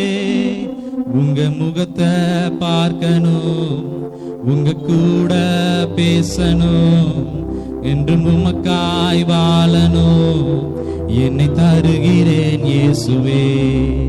உங்க முகத்தை பார்க்கணும், என்றும் உமக்காய் எழும்பணும், உங்க கூட பேசணும், என்னை தருகிறேன் இயேசுவே. உம் சித்தம் நிறைவேற என்னை படைக்கிறேன் இயேசுவே, உம் சித்தம் செய்திட என்னை படைக்கிறேன் இயேசுவே. ஆமென். அல்லேலூயா. இந்த பாடல் அருமையா சொல்லுகிறது. இந்த பாடல் நல்ல பாடல். உம்முடைய சித்தம் நிறைவேற நம்ம என்ன செய்யணும்? நம்முடைய ஆவி ஆத்ம சரீரம் எல்லாத்தையும் ஆண்டோட சமூகத்துல வந்து கொடுத்துடணும். அப்பதான் ஆண்டவர் நம்முடைய அவர் என்ன வணையணும், நம்ம ஆண்டவர் எப்படி நம்ம மாத்த நினைக்கிறார், அப்பதான் நம்ம அழகா மாத்தி தருவார். அல்லேலூயா. அப்பதான் நம்ம என்ன யாரை பார்க்க முடியும்? ஆண்டவருடைய முகத்தை பார்க்க முடியும். அவருடைய சித்தம் நம்முடைய வாழ்க்கையில் நிறைவேறும் பொழுது எல்லா ஆசீர்வாதங்களும் தானாக நம்முடைய வாழ்க்கையில கடந்து வரும். சங்கீதம் 21 அதிகாரம் 9 வசனம் 10 வசனம். உமது கோபத்தின் காலத்திலே அவர்களை அக்கினி சூளையாக்கி போடுவீர், கர்த்தர் தமது கோபத்திலே அவர்களை அழிப்பீர், அக்கினி அவர்களை பட்சிக்கும். அல்லேலூயா. அல்லேலூயா. மனிதர்கள் செய்த தவறுக்காக, மனிதர்கள் செய்த மீறுதல்களுக்காக, மனிதர்கள் செய்த சாபங்களுக்காக, பாவங்களுக்காக பலியான ஒரே தெய்வம், ஒரே குமாரன் நம்முடைய ஆண்டவராகிய இயேசு கிறிஸ்து மாத்திரமே. அல்லேலூயா. அல்லேலூயா. நம்ம தவறு செய்தா நம்ம தான் அடி வாங்கணும். வேற நமக்காக நம்மளுடைய ஃப்ரெண்ட் அடி வாங்குவானா? ஸ்கூல்ல நம்ம மிஸ்டேக் பண்ணிட்டு நம்ம ஃப்ரெண்டு நமக்கு பதிலா அடி வாங்கிட்டு அப்படின்னு விடுவாங்களா? மாட்டாங்க. நம்மளுக்கு தான் அடி விடுவாங்க. அப்படித்தானே? அதே தான் இந்த இடத்துல நம்ம பார்க்கிறோம். ஈஸியாக புரிந்து கொள்ள வேண்டும் என்றால் நம்ம தான் ஆண்டவர்கிட்ட ஒப்பு கொடுக்கணும், நம்ம தான் அவருக்கு கிட்ட போகணும். ஆண்டவர் நமக்கு பேசுவதற்கு, ஆண்டவரே நம்ம கிட்ட பேசுவதற்கு நம்ம என்ன செய்யணும்? இடம் கொடுக்க வேண்டும். அல்லேலூயா. நாம் நீதிமான்களாக்கப்பட வேண்டும் என்பதற்காகவே அவர் பாடுகளை ஏற்றுக்கொண்டார். அல்லேலூயா. நம்ம நல்ல பிள்ளைகளா, ஆண்டவரோட பிள்ளைகளா வளர்ந்துடணும், வாழணும் அப்படின்னு சொல்றதுக்காக தான் ஆண்டவர் கல்வாரி சிலுவையில அடிக்கப்பட்டார், நொறுக்கப்பட்டார், காயப்பட்டார். அல்லேலூயா. மனிதர்கள் மாறினாலும் மாறிடாத ஒரே அன்பு யாருடைய அன்பு? நம்முடைய இயேசுவினுடைய அன்பு. அல்லேலூயா. யார் மாறினாலும் ஆண்டவர் மாற மாட்டார். 5வது காரியம், யோவான் 19 அதிகாரம் 28 வசனம். அதன் பின்பு எல்லாம் முடிந்தது என்று இயேசு அறிந்து வேதவாக்கியம் நிறைவேறத்தக்கதாக தாகமா இருக்கிறேன் என்றார். இந்த இடத்துல நம்ம பார்க்கிறோம், ஆண்டவராகிய இயேசு கிறிஸ்து என்ன செய்றாங்க? கைது பண்ணி அங்கிருந்து ரொம்ப தூரத்துல இருந்து 2-3 கிலோமீட்டர் என்ன செய்றாங்க? அடிச்சு நொறுக்கி ஆண்டவர் என்ன செய்றாங்க? அடித்து ரொம்ப கஷ்டப்பட்டு கசையடிகள் எல்லாம் அடிச்சு அந்த சிலுவையெல்லாம் கொடுத்து தூக்கிட்டு வாங்கன்னு சொல்லி என்ன செய்றாங்க? போர்ச்சியவர்கள் எல்லாம் ரொம்ப அடிச்சு துன்புறுத்துறாங்க. அப்படி நம்ம நார்மலா இந்த வெயிலே உட்கார முடியல, நம்ம வெளியே போயிட்டு நம்ம ஒரு 1/2 hour வெளியே சுத்திட்டு பைக்ல வந்தாலே என்ன செய்யுது? கை காலெல்லாம் வலிக்குது, உடம்பெல்லாம் சுடுது, காய்ச்சல் வர மாதிரி ஆயிருது, ரொம்ப ஹீட் என்ன செய்யல, ஒத்துக்க முடியல, கொப்பளம் ஹீட் கொப்பளம் எல்லாம் வந்துருது. ஆனா ஆண்டவர் என்ன செய்யறாங்க? எல்லாரும் போட்டு அடிக்கிறாங்க. எல்லா சேவர்களும் சேர்ந்து ஒரே ஆளை அடிக்கிறாங்க. எதற்காக அடிக்கிறாங்க? பொய் குற்றச்சாட்டை சொல்லி இவை ஆண்டவரை வேணுமென்றே கொள்ள வேண்டும் என்பதற்காக என்ன செய்றாங்க? ஆண்டவரை இயேசு கிறிஸ்துவை அடித்து துன்புறுத்தி கசையடிகளை எல்லாம் அடிச்சு ரொம்ப ஒவ்வொரு அடியும் நம்ம அவரை அடிக்கும் பொழுது, இயேசுப்பாவை அடிக்கும் பொழுது அவருடைய சதை அப்படி கிழிச்சிட்டு தான் வெளியே வரும். ஒரு அடி அடிச்சோம்னா அந்த ஒரு அடி நம்முடைய அவருடைய இயேசுப்பால உடம்புல பட்டு ஒரு ரத்தமா அப்படி பிச்சுக்கிட்டு தான் வரும். அப்படி ஒவ்வொரு அடியும் அவர் இயேசுப்பா நமக்காக வாங்கி எல்லா ரத்தத்தையும் நமக்காக கல்வாரி சிலுவையில சிந்தினார். அல்லேலூயா. நம்ம இந்த இடத்துல பார்க்கிறோம், ஆண்டவர் இவ்வளோ பாடுகளப்பட்டு கொல்கதா மலையில அந்த இடத்துல அவரை படுக்க வச்சு எல்லா கைகளிலும் கால்களிலும் 2 கைகளிலும் ஆணிகளை அடித்து, கால்களில் ஆணிகளை அடித்து, தலையில என்ன செய்யறாங்க? முள்முடிகளை சூட்டுறாங்க. பெரிய பெரிய முள்முடியை நல்லா பெரிய பெரிய ஆணியா ஒரு ரவுண்ட் ஷேப்ல செஞ்சு ஒரு கிரீடம் மாதிரி செஞ்சு ஏசப்பா தலையில வச்சு அப்படியே போட்டு நசுக்குறாங்க. அப்படி நசுக்கும் பொழுது அப்படியே ரத்தமெல்லாம் அப்படியே வடிந்து ஓடுகிறது. அல்லேலூயா. ஏசப்பாவுடைய நம்ம அந்த ஒரு சிலுவை காட்சியினுடைய ஒரு நம்ம வீடியோ நீங்க பார்ப்பீங்கன்னால் ரொம்ப பாவமா இருக்கும், ரொம்ப கொடூரமா இருக்கும். யாருமே அந்த மாதிரி அடிகள் வாங்க முடியாது, யாருமே நமக்காக அந்த அடிகள் வாங்க முடியாது. அல்லேலூயா. அல்லேலூயா. ஆண்டவர் தாகமா இருக்கிறது என்று சொல்கிறார். யார் மற்றவர்களை பார்த்து சொல்லவில்லை. அவருடைய பிள்ளைகளை, அந்த சீசர்களை பார்த்து சொல்லல, தாயை பார்த்து சொல்லல, ஜனங்கள் பின்பற்றி வந்தாங்களே அவங்கள பார்த்து சொல்லல. அவங்க யாரு அடிச்சாங்க ஏசப்பாவை? யார் ஏசப்பாவை அடிச்சாங்க? போர் சேவகர்கள், அந்த சோல்ஜர்ஸ் நிறைய பேர் சேர்ந்து அவர்களை பார்த்து தான் சொல்றாரு தாகமா இருக்கிறேன் என்று சொல்லி. அல்லேலூயா. ஆண்டவர் நினைத்திருந்தால் அவங்க பீப்புள்ஸ் இருக்காங்க இல்லையா, அம்மா இருக்காங்க, தாய் இருக்காங்க, பிள்ளைகள் இருக்காங்க, அந்த சரௌண்டிங்ல இருக்கிற அந்த அசிஸ்டன்ஸ் இருக்க சீசர்கள் எல்லாம் இருக்காங்க. அவங்க கிட்ட கேட்டிருந்தா அவங்க என்ன செஞ்சிருப்பாங்க? ஏசப்பாவுக்கு தண்ணீர் கொடுக்க மாட்டாங்க, ஜூஸ், அவருக்கு அதை விட பெரிய காரியம் எதுவோ பார்த்து அதை கொடுத்துருப்பாங்க. ஆனா அப்படி இல்லாதபடிக்கு ஏசப்பா எல்லா அடிகளையும் வாங்கிட்டு எதுவுமே பேசாதபடிக்கு அமைதியா இருந்து இந்த 7 காரியத்தை சொல்லி முடிக்கிறார். இந்த 5வது காரியத்தை தாகமா இருக்கு என்று சொல்லும் பொழுது அந்த சோல்ஜரே பாக்குறாரு ஏசப்பாவை. எப்படி இவரு இவ்வளவு அடிகளையும் வாங்கிட்டு, இவ்வளவு திட்டு வாங்கிட்டு, இவ்வளவு பெரிய சிலுவை தூக்கி இத்தனை கிலோமீட்டர் அலைஞ்சு இவ்வளவு கஷ்டப்படுறாரு, இந்த ஜனங்களுக்காக இவ்வளவு கஷ்டப்படுறாரு அப்படின்னு சொல்லி அந்த சிறிய அளவிலான விசுவாசம் அந்த இடத்துல ஏற்படுகிறது. அல்லேலூயா, அல்லேலூயா. அந்த இடத்துல தாகமா இருக்குன்னு சொல்லி அவங்க ஒரு குடிக்க காடியை கொடுக்குறாங்க. அந்த குடிக்கிற காடியை அந்த இதுல தண்ணி ஊத்தி கொடுக்குறாங்க. அது என்ன காடி? ரொம்ப கசப்பான காடி. அது யாராலையும் குடிக்க முடியாத காடி. அது கொடுக்கும் பொழுது அதுவும் பாருங்க கெட்ட எண்ணம், எப்படியோ போட்டும், கசப்பாத கொடுக்கும், நல்லதெல்லாம் கொடுக்க கூடாதுன்னு சொல்லி அந்த சோல்ஜர்ஸ் என்ன செய்யறாங்க? ரொம்ப இயேசுவை ரொம்ப துன்புறுத்துறாங்க. ஆனால் ஆண்டவருடைய தாகம் அந்த தாகம் அல்ல. அல்லேலூயா. எல்லாரும் நன்றாக புரிந்து கொள்ள வேண்டும். ஆண்டவர் ஒரிஜினலான இருக்கிற தாகத்துக்கு தண்ணீர் கேட்கவில்லை. ஆண்டவர் நம்முடைய ஆத்ம தாகத்தை தீர்க்க வேண்டும் என்பதற்காக ஆண்டவர் நம்ம அந்த இடத்துல சொல்கிறார். அல்லேலூயா. கல்வாரி சிலுவையில் ஆத்ம தாகம், இந்த தெரியாம அவர்கள் செய்கிற காரியம் என்னதென்று அறியாமல் செய்கிறார்களே அப்படின்னு சொல்லி அந்த சோல்ஜர்ஸ்க்காக ஆண்டவர் அந்த இடத்துல பரிதாபப்படுகிறார். அல்லேலூயா. ஆண்டவர் நினைத்திருந்தால் ஒரு நொடியில, ஒரு செகண்ட்ல எல்லாத்தையும் அழிச்சிருக்க முடியும். ஆண்டவருக்கு விரோதமாக எழும்புற எல்லாத்தையும் ஸ்டார்டிங்ல இருந்து எண்டிங் வரைக்கும் ஆண்டவர் நினைச்சிருந்தா அழிச்சிருக்க முடியும். ஆனா ஆண்டவர் அப்படி செய்யாதபடிக்கு ஆத்ம தாகத்தினால் நிறைந்தவராய் தாகமா இருக்கிறது என்று சொல்றார். அல்லேலூயா. தாங்கள் செய்கிறது என்னதென்று அறியாமல் இருக்க செய்கிறார்கள் என்று சொல்லி இந்த காரியத்தை சொல்றாரு. ஆத்ம ரட்சிப்பு, அழிந்து போகிற ஆத்மாக்களுக்காக தேவன் தம்மையே அழிக்க ஒப்பு கொடுத்தார். அந்த இடத்துல யாருமே நமக்காக அடி வாங்க மாட்டாங்க, யாருமே நமக்காக ஜெயிலுக்கு போக மாட்டாங்க, யாருமே நமக்காக ஒரு காரியமும் செய்ய மாட்டாங்க. நமக்கு விரோதமா எல்லா காரியத்தையும் செய்வாங்க, நம்மளை துன்புறுத்தும் விதமாக எல்லாத்தையும் சந்தோஷமா செய்வாங்க. ஆனா நமக்கு நல்ல காரியங்களை ஒரு சிலர் செய்யணும்னு நினைக்கும் போது என்ன செய்யக்கூடாது? மனசு விடவே விடாது. இவங்களுக்கு எதுக்கு நாம இது செய்யணும், எதுக்கு நாம அதை அப்படி செய்யணும் அப்படின்னு சொல்லி ஒரு கெட்ட எண்ணமான காரியம் சாத்தானவன் நம்முடைய மனதில் விதைத்துக் கொண்டே இருப்பான். அப்படி இல்லாதபடிக்கு ஆத்மாவை காத்து கொள்ள வேண்டும். அல்லேலூயா. ஆண்டவராகிய இயேசு கிறிஸ்து மாத்திரமே தன்னுடைய உயிரை நமக்காக கொடுத்தவர். வேற யாராலையும் நமக்காக அடி வாங்க முடியாத, வேற யாராலையும் நம்முடைய பாவங்களுக்காக, நம்ம செஞ்ச தப்புக்காக, நம்முடைய மூதாதைகள் செய்த தப்புக்காக அடி வாங்க முடியாது. ஒரே ஒரு ஆளை மட்டும்தான் முடியும். அது யாரால முடியும்? ஆண்டவராகிய இயேசு கிறிஸ்து மாத்திரமே அந்த எல்லா கசையடிகளும் வாங்கி நம்முடைய எல்லா பாவங்களிலிருந்து விடுவிக்க அவர் ஒருவராலே முடியும். அல்லேலூயா, அல்லேலூயா. அவர் நித்தமும் நம்மளை காத்து நம் இனிமேலும் கர்த்தர் நம்மை வழிநடத்த வல்லவராக இருக்கிறார். மீதம் 2 காரியம் இருக்கிறது, நமக்கு தொடர்ந்து கவனிப்போம். 5 வார்த்தைகளை நாம் கேட்டிருக்கிறோம். இன்னும் 2 வார்த்தைகளை நம்ம மத்தியிலே வந்திருக்கிறதான அருமையான ஊழியக்காரர் பாஸ்டர் பிரைட்லின். அல்லேலூயா. அவர் நம்ம மத்தியிலே தூத்துக்குடியிலிருந்து நம்ம மத்தியிலே கடந்து வந்திருக்கிறார். ஆமே, ஸ்தோத்திரம். அவர் யாருன்னு கேட்டீங்கன்னா என்னுடைய ஃப்ரெண்டு. அல்லேலூயா. ஆமே, ஸ்தோத்திரம். இவங்க 2 பேரும் என்ன செய்ய 3 வருஷம் ஒட்டுக்கா படிச்சிருக்கிறாங்க. அது மட்டும் இல்லாமல் கர்த்தருடைய பிள்ளைகள் ஒரே இடத்துல தங்கி படிச்சு பட்டம் வாங்கியிருக்கிறாங்க.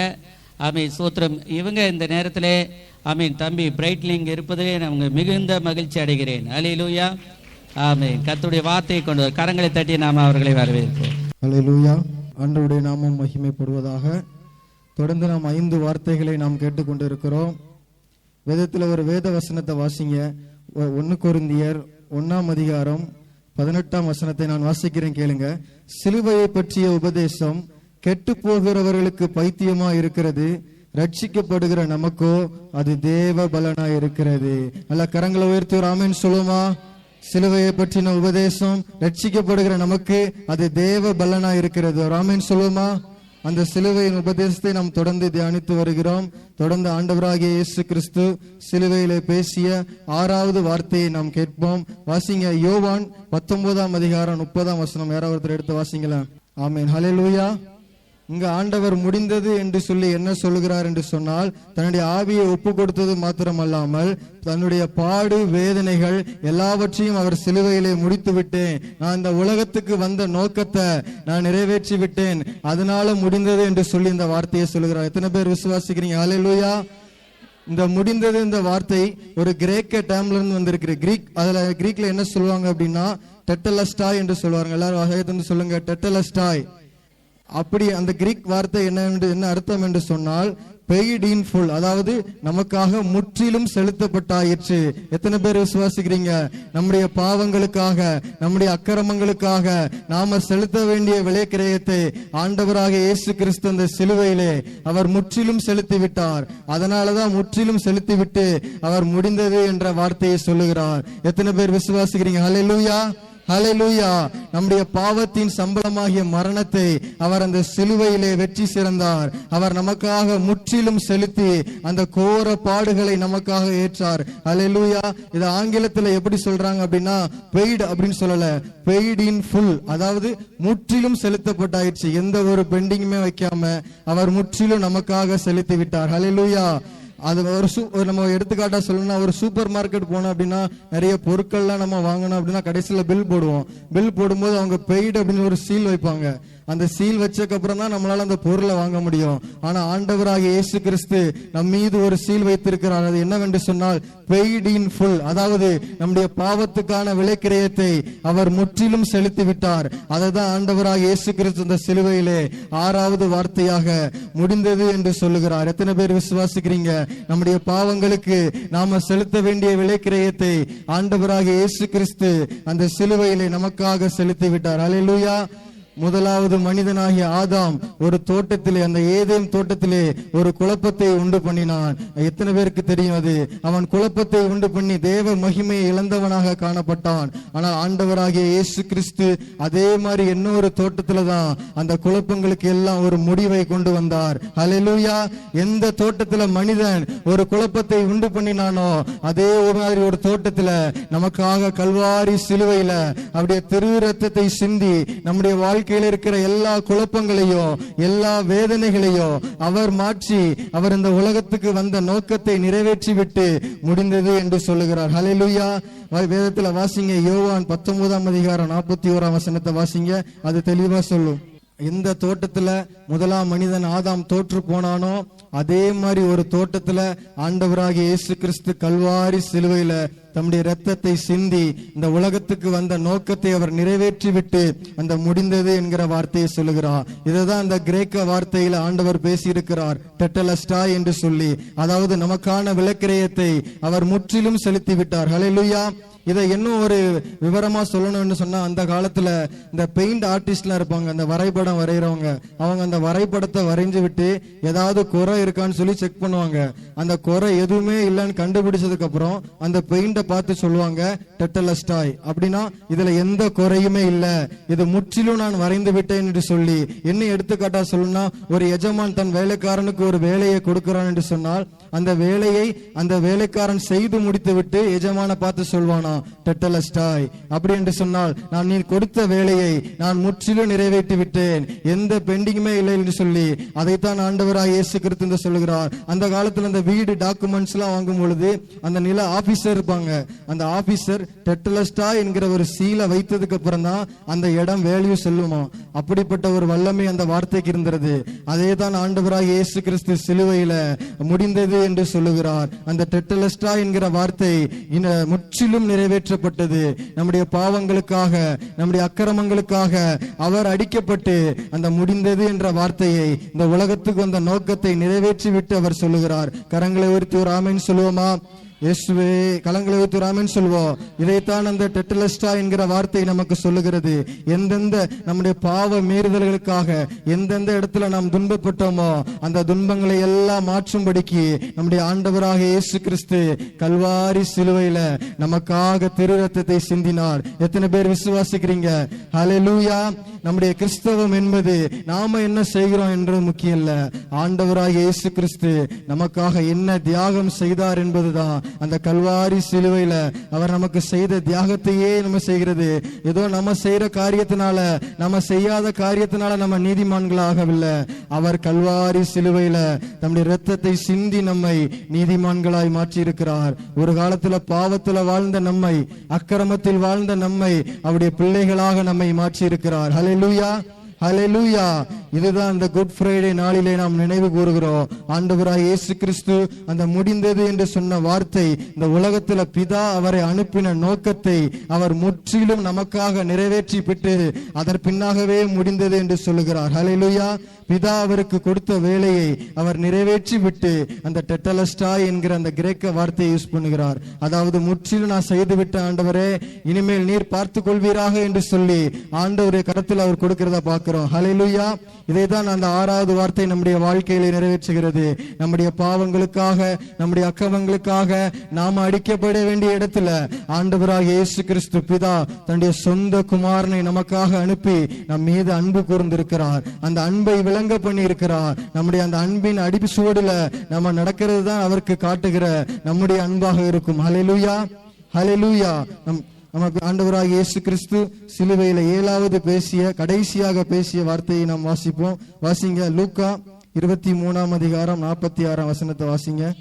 இந்த வார்த்தையை அவர் எப்படி சொல்கிறார் என்று சொன்னால், அவர் கடைசியாக பிதாவை பார்த்து சொல்லுகிறார், நீர் எனக்கு கொடுத்த வேலையை நான் முடித்து விட்டேன், நான் முற்றிலும் நிறைவேற்றி விட்டேன், அதனால என்னுடைய ஆவியை உம்முடைய கரத்துல ஒப்பு கொடுக்கிறேன் என்று சொல்லுகிறார். ஆண்டவராக இயேசு கிறிஸ்து இந்த உலகத்துல மனிதனாக பிறந்து 33 வருடம் ஊழியங்கள் செய்து நமக்காக பாடுகள் பட்டு அநேக அற்புத அதிசயங்களை அவர் செய்தார். அவர் மெய்யாகவே தேவன் என்பதை அநேக வேளையில் அவர் நிரூபித்தார். அவர் சிலுவையிலும் நமக்கு வேண்டிய கிரயத்தை அவர் செலுத்திவிட்டு, முற்றிலும் செலுத்திவிட்டு முடிந்தது என்று சொல்லி தன்னுடைய ஆவியை பிதாவுடைய கைகளில் ஒப்பு கொடுக்கிறத நம்ம பார்க்கிறோம். சில சமயம் நம்ம யோசிக்கலாம், ஆண்டவர் சிலுவையில தொங்குறத பார்த்து ஆண்டவர் ரொம்ப பரிதாபமா தொங்குனாரே, ஐயையோ அப்படின்னு சொல்லி சிலர் நினைக்கலாம். ஆனா அப்படி இல்ல. ஆண்டவர் சிலுவையில வேதனைப்பட்டது உண்மைதான், அவர் பாடுகளை அனுபவித்தது உண்மைதான். ஆனால் அவரால் முடியாது என்று சொல்லி அவர் ஒப்பு கொடுக்கவில்லை. பிதா அவருக்கு கொடுத்த வேலையை அவர் நிறைவேற்றினதுனால அவர் மரித்தார், அவர் ஜீவனை ஒப்பு கொடுத்தார் என்று சொல்லப்பட்டிருக்கிறது. ஹல்லேலூயா, ஹல்லேலூயா. எவ்வளவு பெரிய தெய்வத்தை நாம் ஆராதித்துக் கொண்டிருக்கிறோம். இயேசுவே, எவ்வளவு பெரிய தெய்வத்தை நாம் ஒப்பு கொடுக்கிறோம். ஹல்லேலூயா. சிலுவையில ஆண்டவராக இயேசு கிறிஸ்து முதலாவது பேசிய வார்த்தை என்ன? பிதாவே மன்னியும். முதலாவது வார்த்தையிலும் அவர் பிதாவை பார்த்து சொல்லுகிறார். கடைசி வார்த்தையிலும் பிதாவே என்னுடைய ஆவியை ஒப்பு கொடுக்கிறேன். இதிலிருந்து என்ன தெரியுது என்று சொன்னால், அவர் பிதாவின் மீது வைத்திருந்த ஐக்கியத்தை அது வெளிப்படுத்துகிறதாய் காணப்படுகிறது. ஏனென்று சொன்னால், பிதாதான் அவரை இந்த உலகத்துக்கு நம்முடைய பாவங்களை அடிக்கும்படி, நம்முடைய அக்கிரமங்களுக்காக அவர் அடிக்கப்படும்படிக்கு, சிலுவையில் அறையப்படும்படிக்கு நமக்காக அனுப்பினார். அவர் அந்த நோக்கத்தை நிறைவேற்றினால அவர் பிதா மீது கொண்ட ஒரு ஐக்கியத்தை நம்ம இதுல பார்க்க முடிகிறது. இந்த ஆண்டவராக இயேசு கிறிஸ்து சிலுவையில பேசிய இந்த 7வது வார்த்தையில 7 தீர்க்க தரிசனம் நிறைந்த வார்த்தைகள் இருக்கிறது. இது ஒரு பரிபூரணத்தை குறிக்கிறது. கரங்களை உயர்த்தி ஒரு ஆமென் சொல்லுவோமா? 7 விதமான தீர்க்க தரிசனங்களை அவர் நிறைவேற்றுகிற அர்ப்பணிப்பை நிறைவேற்றுகிறதாக இருக்கிறது. முதலாவது என்னவென்று சொன்னால், தீர்க்க தரிசனங்களை நிறைவேற்றும் அர்ப்பணிப்பு. வாசிங்களா, சங்கீதம் 31ஆம் சங்கீதம் 5ஆம் வசனத்தை. இந்த சங்கீதத்தை தாவீது மேசியாவை பார்த்து முன்னக்கூட்டியே பாடுகிறாரு. அந்த தீர்க்க தரிசனத்தை நிறைவேற்றும்படியாக ஆண்டவராக இயேசு கிறிஸ்து இந்த சிலுவையிலே அவர் இந்த பாடுகளை படுகிறார். கடைசியாக அந்த தீர்க்க தரிசனத்தை நிறைவேற்றும்படிக்கு அவர் அர்ப்பணிப்போடு காணப்படுகிறார். 2வது ஒரு அர்ப்பணிப்பு என்னவென்று சொன்னால், பிதாவோடு ஐக்கியத்திற்கான ஒரு அர்ப்பணிப்பு. அதை வாசிங்க, லூக்கா 2ஆம் அதிகாரம் 49ஆம் வசனம். அவர் பிதாவோடு ஒரு ஐக்கியத்தில் இருந்ததை இந்த வசனத்தில் நமக்கு சொல்லப்பட்டிருக்கிறது. ஹல்லேலூயா.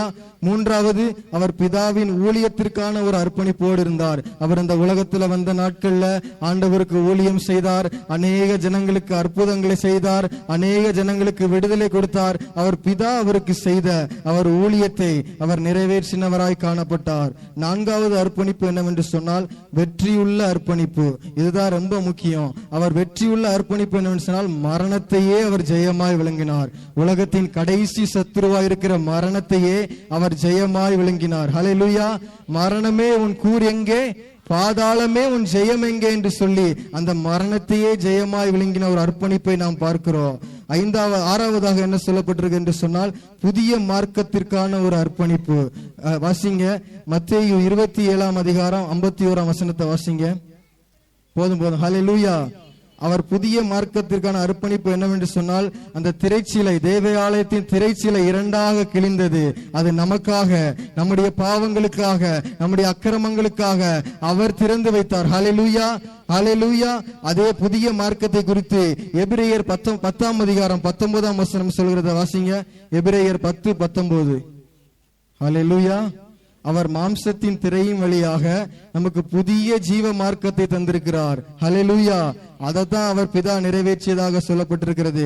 கடைசியாக அந்த 7வது வார்த்தையில 7வது அர்ப்பணிப்பு விதமாய் சொல்லுகிறது, பிதாவின் சித்தம் செய்ய அர்ப்பணிப்பு. ஹல்லேலூயா. இதுதான் ரொம்ப முக்கியம்.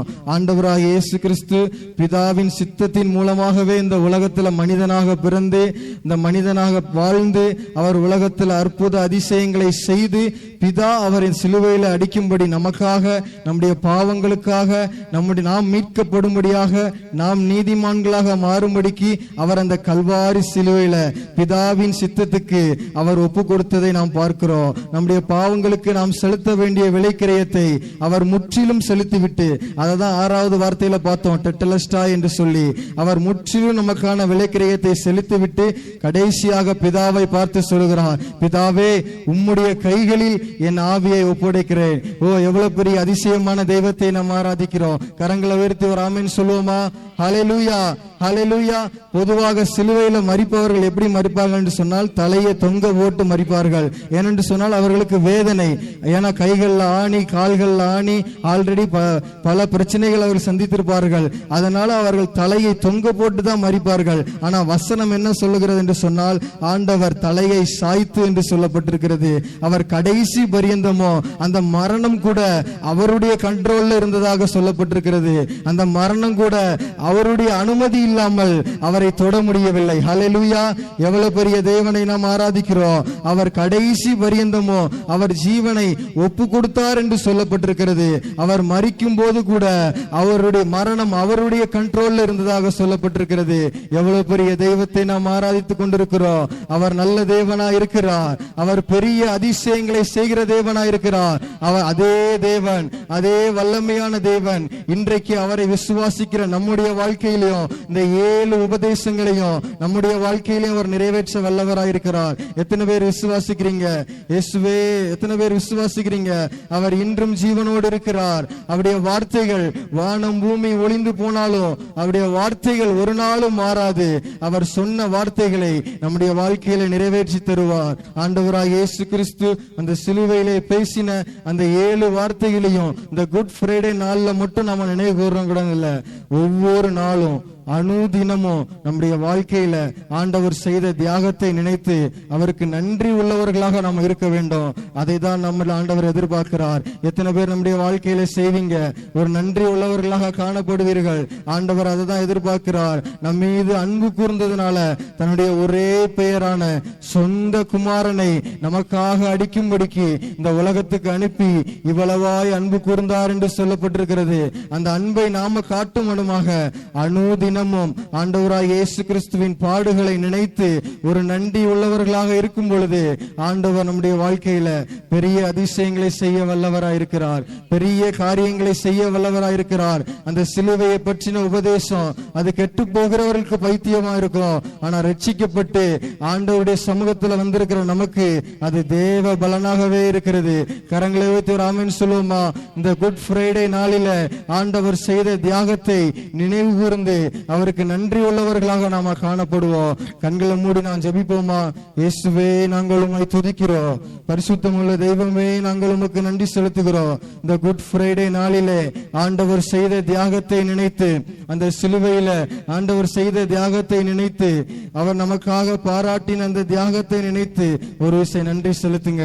இயேசுவே, நாங்கள் உம்மை துதிக்கிறோம். இயேசுவே, நாங்கள் உமக்கு நன்றி செலுத்துகிறோம். அவர் சிலுவையில கடைசி மூச்சு வரைக்கும் அவர் அவர் நமக்காகவே அடிக்கப்பட்டார். நாம் மீட்கப்படுவதற்காக, நாம் நீதிமான்களாக மாற வேண்டும் என்பதற்காகவே அவர் தன்னையே ஜீவ பலியாக ஒப்பு கொடுத்தார். அதை விசுவாசிக்கிற எல்லாரும் இந்த புனித வெள்ளியாகிய இந்த நாட்களில அதை ஒரு விசை நினைவு கூறுங்க. அவர் நமக்காக இவ்வளவாய் அன்பு கூர்ந்தாரே, அவர் இவ்வளவாய் நம்மை மீட்பதற்காக இந்த உலகத்தின் மீது வந்தாரே. ஒரு நன்றி நிறைந்த இதயத்தோடு நன்றி செலுத்துவோம்.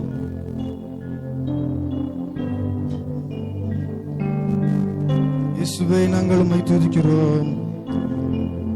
இயேசுவின் பின்னே போக துணிந்தே, இயேசுவின் பின்னே போக துணிந்தே, இயேசுவின் பின்னே போக துணிந்தே, பின்னோக்கே நான், ஆண்டவரை பார்த்து சொல்லுவோம்,